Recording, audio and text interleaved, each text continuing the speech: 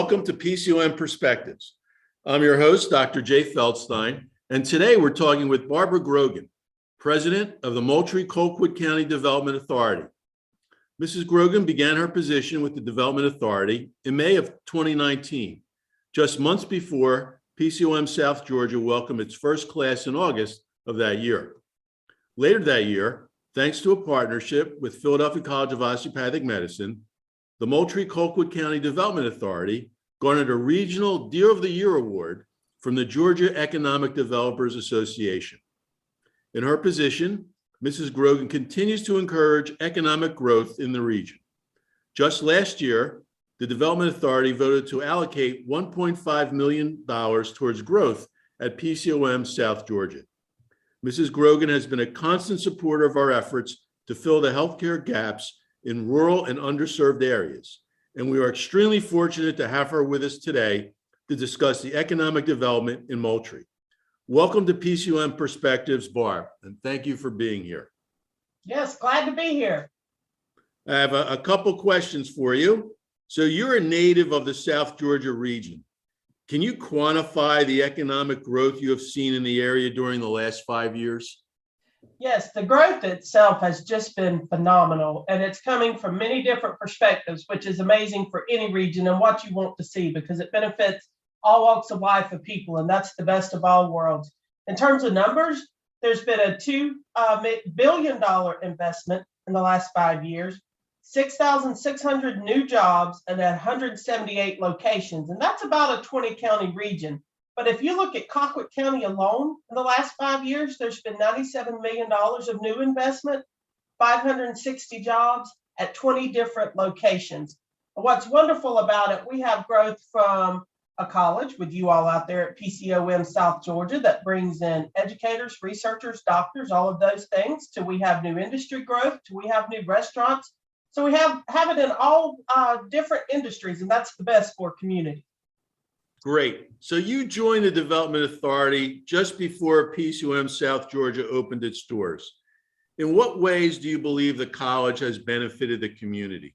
Some days I tell people I can't even begin to answer that question, but then I start telling them all these things that we see and we know about.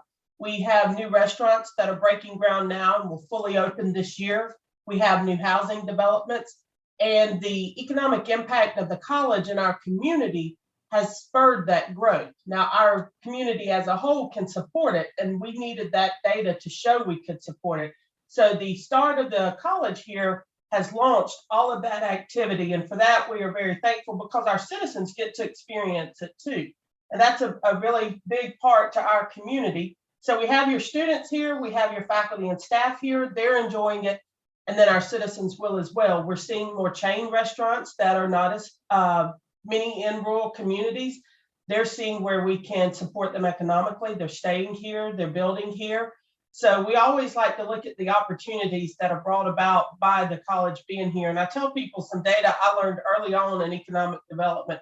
One doctor's office of 10 jobs is the equivalent of 150 in manufacturing, just because of the difference in the nature of the salaries and the work. So it's just as positive for a community to invest in healthcare and a medical facility as it is a manufacturing facility, because individuals need all types of jobs, but the manufacturing, the healthcare, what it may be. However, you look at the impact and what it can bring, and it's just endless. Another thing it has really done for the community is it's brought with the students so many wonderful volunteers that engage in our community, from the migrant clinic out in Ellington, where they help provide healthcare services, to volunteering in the schools, where they may go in and talk with students that have a thought, I may want to go to medical school, but how do I even get there? It gives the students some real world opportunities. We took 30 teachers to your campus yesterday that teach math and sciences and such topics in our local school system, and said, when your students want to go to medical college, here's the path, and here's the real world how they get there, and it's right here in our own backyard. So I would say the benefits to our community, they grow every day, they're endless, they're anything we want them to be, is what I really tell people. You want to volunteer, you want new jobs, you want this or that, let's work with the college, it's here. Well, thanks for that answer, Barb. That was great. I'm sure you've got a couple questions for me as well. Yes, I do. I have a few. So We're excited about the support and current efforts y'all have here to expand numbers on campus with your newly developed programs. Can you tell us about the timelines of when those additions will actually occur? So the first one that we want to expand is the existing DO class. Okay. And the timeline for that is when we graduate the first class from Moultrie, which will be in the spring of 2023. Then we're allowed to go back to the accrediting body and ask for a class expansion. Now that, to a large extent, is determined by how many clinical rotations we can get in the community and how much GME has grown. With the advent of growth at graduate medical education, which are residency spots in Thomasville at Archibald with their internal medicine program, with continued growth at Colquitt Regional, with new residencies at Southern Regional down in Valdosta, and hopefully with TIF Regional adopting a GME philosophy, we should be able to go back to the accreditors and grow the class. I'm hopeful, hopefully between 80 to 100 students. And that would allow us, a significant expansion to be able to generate more physicians for the community.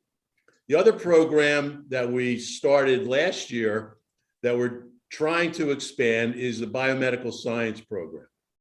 That allows students who may have decided late in their college careers they wanted to go into medicine, or that their science grades weren't quite up to par, so they can get a master's degree in biomedical science. They sit side by side with the osteopathic medical students and are given the opportunity to learn, and they can perform at a high level. That's a pathway to get into the medical school for the upcoming fall. So those are two programs. We also have to apply years in advance for other programs. Programs we're looking at potentially are occupational therapy. The other program we're trying to expand into for behavioral health is there are different accrediting bodies in different states. So in Pennsylvania, in Philadelphia, for our behavioral health masters in counseling and our doctor of psychology for clinical psychology, those are accredited by the American Psychological Association. In Georgia, the accrediting body for mental health counseling is called KCREP. And that's a different accrediting body. So we're in that process right now. Our goal is we're starting that process. So hopefully we can start recruiting for behavioral health mental counseling in Georgia in the fall of 22.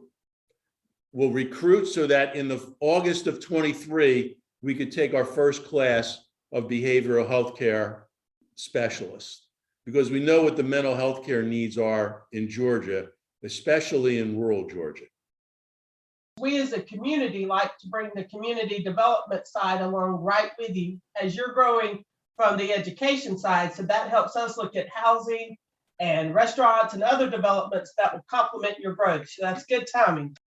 Can you share with us what degrees students at PCOM South Georgia earn now and what that looks like? Well, right now they're earning the DO, Doctor of Osteopathic Medicine, and a master's in biomedical science.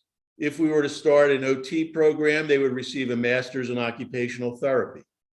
If we're able to start a physician's assistant program, and again, that's determined by clinical rotations, they would get a master's as a physician's assistant. And then for psychology, they would receive a master's in mental health counseling. That's good. That's a broad array of degrees they can get that are all needed in rural healthcare areas. So we would love to see all of them and just see them keep growing, because it helps our community and region and well beyond to have those opportunities. Thinking big picture, because we would love to see PCOM South Georgia just forever and always grow. Just keep growing, because we've got the land and the space to do it. But really, what are the long-range plans and goals for this campus? What looks realistic that would be, this is where we want to be in 5 years, 10 years, whatever it may be? Well, I think we'd like to have a full-blown regional educational center for rural healthcare. And, for every program that we have up in Suwanee, whether it's physical therapy, potentially pharmacy, physician's assistant program, and behavioral health, we'd like to see that in South Georgia as well as potentially other programs that we haven't even thought of yet. Mhm. Yeah. You know, there's no optometry school in the state of Georgia. That has potential at some point in time. So it's working with you and the community in the region, you know, what's needed. Mhm. You know, we don't want to duplicate programs that aren't needed. And Right. we try not to compete with the undergraduate institutions that send us students to our graduate programs. So if there's a graduate program in the area, just as an example, if there's a master's in speech pathology and audiology at a local college in the area, we may not want to compete with them because they're providing that service. On the other hand, if there's a true shortage and they can't graduate enough graduates to meet the needs of the community, then we would start a program. Yeah.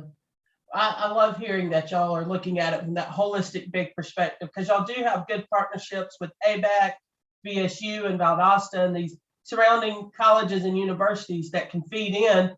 And there are limited resources everywhere in the world. We all know that. So the fact that we look to not duplicate because we want the best for everyone, that's really encouraging. And we like hearing too that y'all are just looking at big picture, what is needed in the region, what's needed for the state of Georgia to continuously grow. So that's very encouraging. And as you know, we've got plenty of space, so we're always going to help y'all grow. Because I think, you know, as our world evolves, healthcare is like everything else. The way it is taught, the way it is learned, the way it is practiced will always evolve. And so we want to be able to be there and partner with you in doing that. Well, we greatly appreciate it. You've been a great partner since day one, and hopefully we'll both continue to grow together, because that is the goal. We're not going anywhere. No, we're not either. So we're all here to stay. Okay, great. So Barb, again, love to thank you for joining us today. We're proud of the economic impact that we have made in South Georgia, but we're also proud of our work to better the region through supporting community wellness initiatives and through forming like-minded regional partnerships. All these endeavors are executed in an effort to provide much-needed healthcare professionals in rural and underserved areas. And the support of community organizations like the Moultrie-Colquitt County Development Authority is vital to our success. To listen to past episodes of this podcast and become a subscriber, visit our SoundCloud page or find us on iTunes by searching Philadelphia College of Osteopathic Medicine.